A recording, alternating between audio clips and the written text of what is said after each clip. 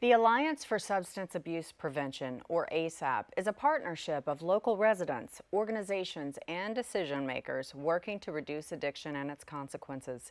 As a coalition, ASAP coordinates community-wide strategies to prevent substance misuse and help people with addiction live successful lives in recovery.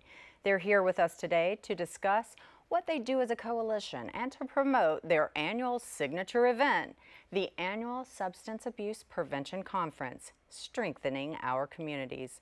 ASAP is up next on Bayside.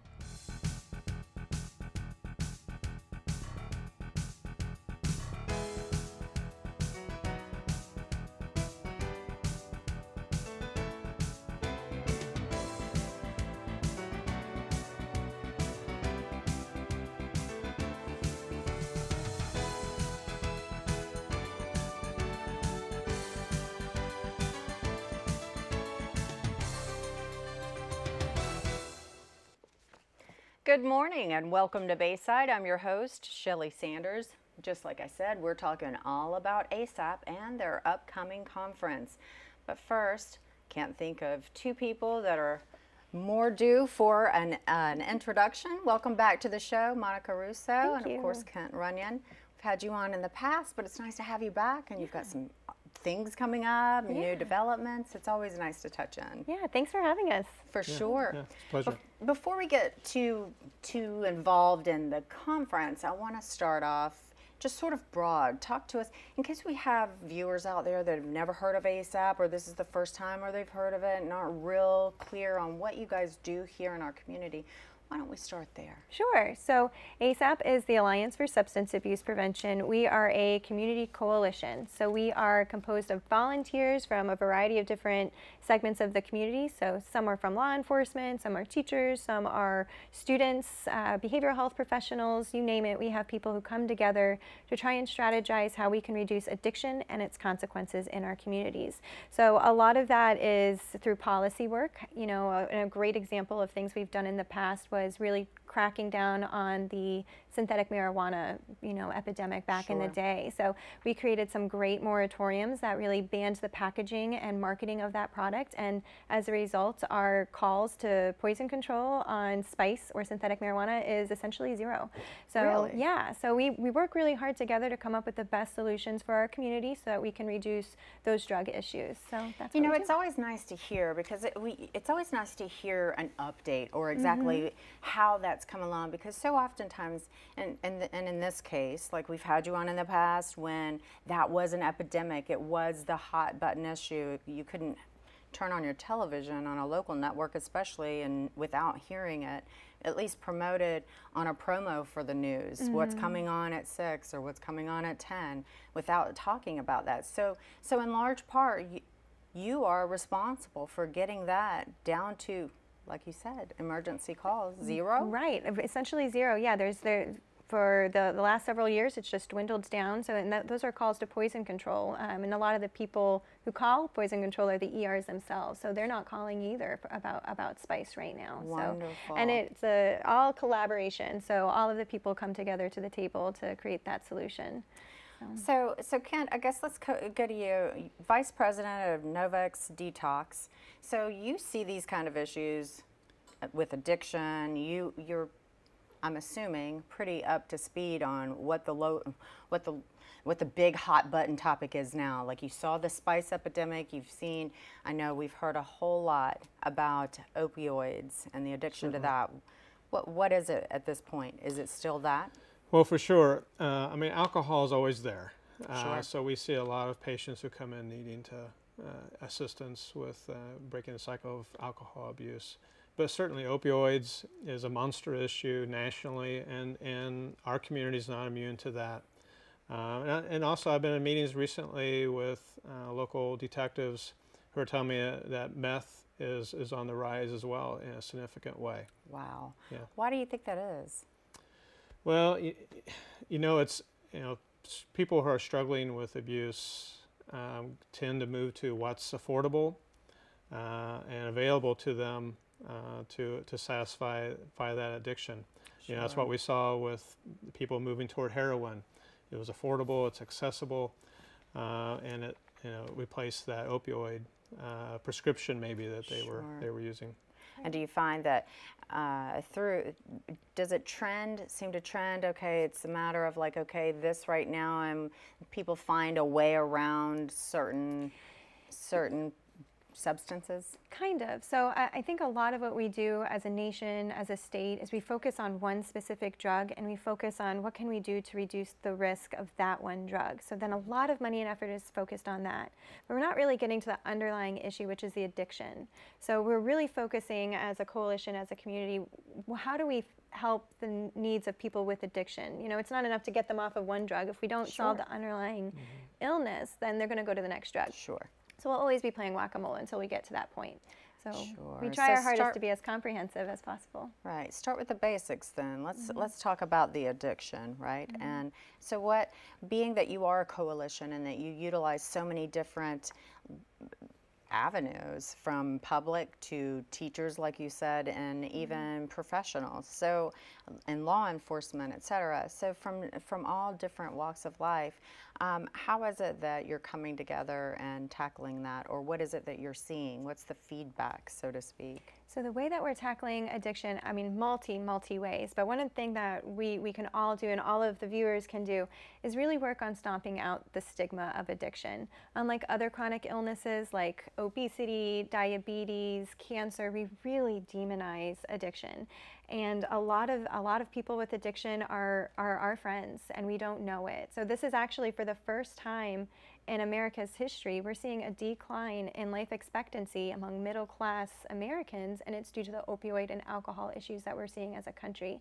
So this isn't a he or she or them or us problem. This is an everybody's problem. We're really trying to spread that awareness because, like other illnesses, we have that support, whereas here with addiction, we often don't. So that's just one way. We're really trying to stomp out that stigma. So we encourage people to really monitor the way they talk about it and show support for people who are struggling. Absolutely. And we talk a lot about, it impacts everyone. So, in my work, we see homeless 18 and 19-year-olds who are coming in for help. We also see 85-year-olds who are retired and struggling with a medication now has become problematic. Sure. We see attorneys, doctors, nurses, executives. Right. It hits all walks of life. Bottom line, it doesn't label anybody. No, it doesn't. It can seek out anyone. All right, if you'd like more information on anything that we are talking about today, you can always log onto the website. You're looking at it right there. That's PascoASAP.com. PascoASAP.com. Of course, if you want to know more about the annual conference we're talking about, just add a /annual conference. We'll have a link for you on our website as well. We'll be back.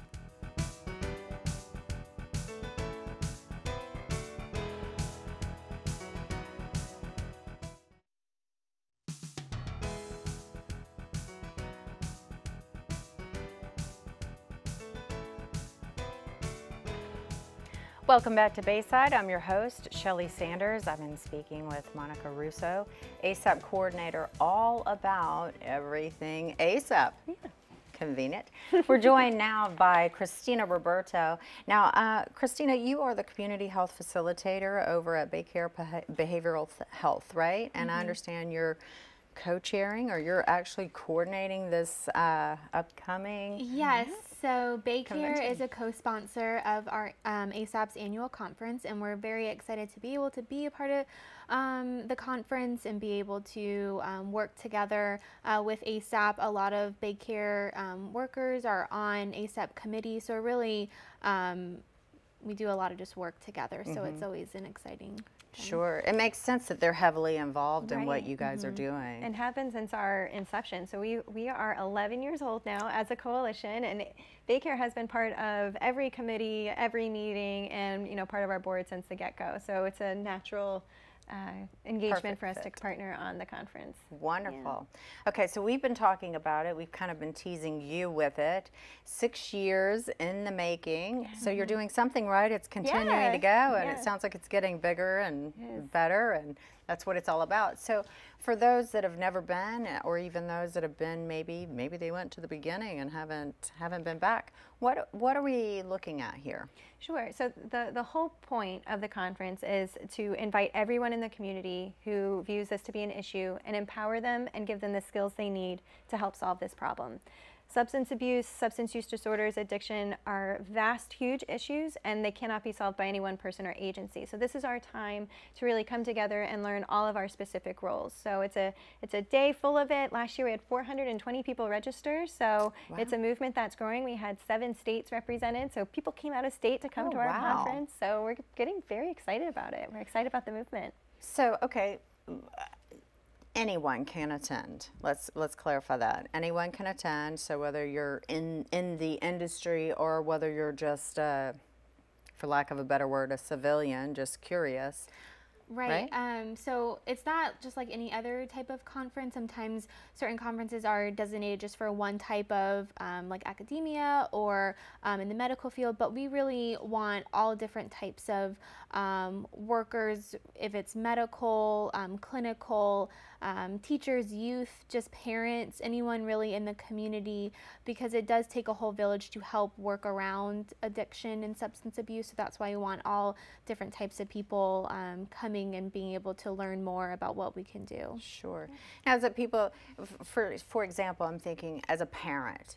So those parents that maybe have teens or the kids that are coming of the teen years that maybe struggle with, like, gosh, how do I know? How do I even begin to approach the topic? Or perhaps they're suspecting their teens of using or drinking, or maybe even have an addiction problem. Would you suggest even that person coming? Absolutely. Okay. Absolutely. So we will have about 20 vendors at the conference. So in addition to having morning plenaries and breakout sessions, a morning panel, we have over 20 vendors there to provide education, how to talk to your kids, how to notice signs, where are treatment facilities, how to afford treatment facilities, or what coupons are available. So we have a wide variety of information that everyone can benefit from. Sure. Absolutely. Well, it sounds like it. I mean, really, if I'm getting the gist of it, it sounds like not only is it a wonderful place for, or resource for anyone that's looking for that, but also could be a perfect place for even feedback for other professionals that deal with it, for ASAP, for your behavioral health. I would think that it'd be mutually beneficial on both sides of that. Absolutely, and we actually have been getting quite a few businesses and just HR personnel very interested in attending, because they're not sure what to do with their employees who present with an issue or what to refer them to. We have a lot of businesses who are really concerned about the impact of addiction on the economy, and so what can they do as a private business owner to reduce addiction so that our communities are more marketable to other businesses and tourists and shoppers. Sure. 100%. Okay, so that is the 6th annual Substance Abuse Prevention Conference, Strengthening Our Communities. I love the theme or the title this year. So when is it? How do I get registered? How much is it? Give me the lowdown, the real scoop. Okay, so it's September 21st, which is a Thursday, and it is at Saddlebrook Resort in Wesley Chapel. The way that you can register is going on the Pasco ASAP website, which is Yes, and for you at home, you're looking at that website right now. That's pascoasap.com/annual conference. You can maneuver around the site if you just go to pascoasap.com and find it there as well. And of course, we won't let you get lost. You can always log on to cw44.com and we'll have a link for you there. So, okay, how much does it cost to attend? Okay, so it's $30. We try to keep it relatively inexpensive, but we're always accepting sponsorship Sure. for if any company or organization thinks that they want to be a part of it. We really try to keep the cost low, but they're getting a full day of information. Sure. So you'll never turn down money, correct? Right. Fantastic. really For you volunteer, at home. I mean, perhaps you have a business out there. Certainly, if you have a business out there that this makes sense to partner up with, I would highly encourage you to log onto their website and maybe even sponsor this conference. learn how you can get involved. Do you accept volunteers? Oh, yes. Okay, Oh, there's yes. another hint for you. All right. Always So that website again is pascoasap.com. Of course, /annual conference if you'd like to check that out. But just maneuver around the website. You'll get all kinds of information there. All right, we'll take a little break. Go check out the website. We'll be back.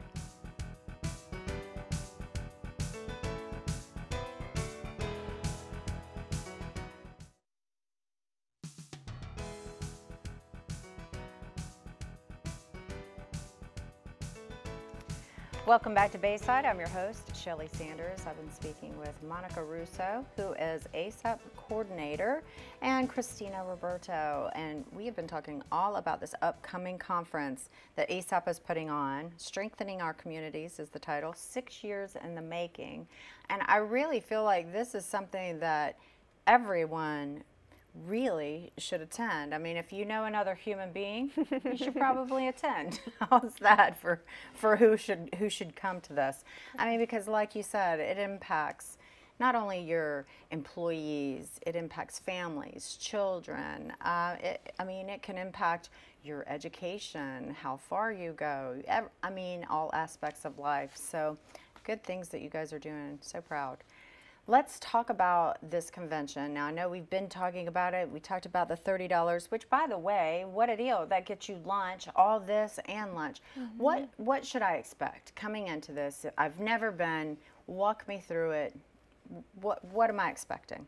Okay, what should I expect? It's going to be opened up by the Honorable Judge Sean Crane, who has come to a lot of our events, and he's really active working with those that have addiction and really trying to help solve the issues in our county.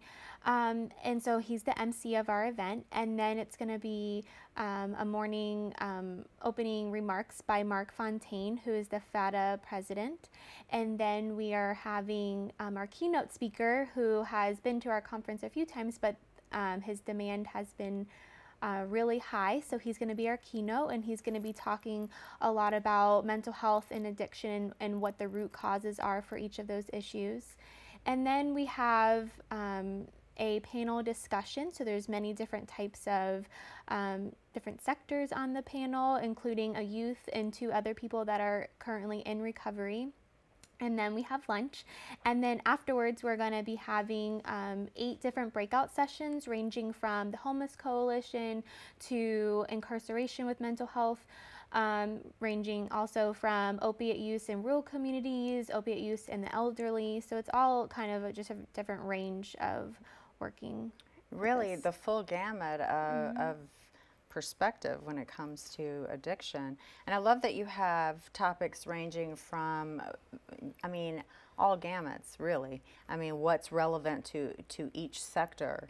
And tell me about the youth. So this gives perspective to parents and to other youth, I would even think. Yeah, so on the panel, this is going to be a fabulous and inspirational panel, but we have 3 people living with addiction and who are in recovery on the panel, and one of whom is 17. Oh, wow. So she's going to be talking. Brave. Very brave. I mean, they call it Alcoholics Anonymous and Narcotics Anonymous for a reason. It's very hard to talk about these things. So to have a 17-year-old brave enough to talk about her experience, her journey to recovery, and to talk about the things that she feels our community needs to help her maintain her sobriety is, you know, I am inspired by the people we get to work with on this conference. So that is, you know, that critical youth component.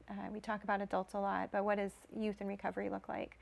And similarly, we talk about youth a lot in prevention, but we don't talk about the elderly and issues with the elderly and substance abuse. And we're seeing record high numbers of the elderly misusing, abusing, and passing away from opioids, from cocaine. So really trying to get to the bottom of that and understand signs and being able to intervene with that population as well is really important. So we have a few breakouts on that. So from youth to adults, from prevention to recovery maintenance, we're trying to cover it all. And all things in between. Wow. And you know, I think that's very important to talk about our elderly, because we are in, I mean, Florida is a retirement state. All right, I love it. You left no stone unturned. All right, if you need more information, PascoASAP.com, that's the website. Of course, /annual conference for more information on that and to register. don't worry, we won't let you get lost. We'll have a link for you on our website, cw44.com. Don't go anywhere.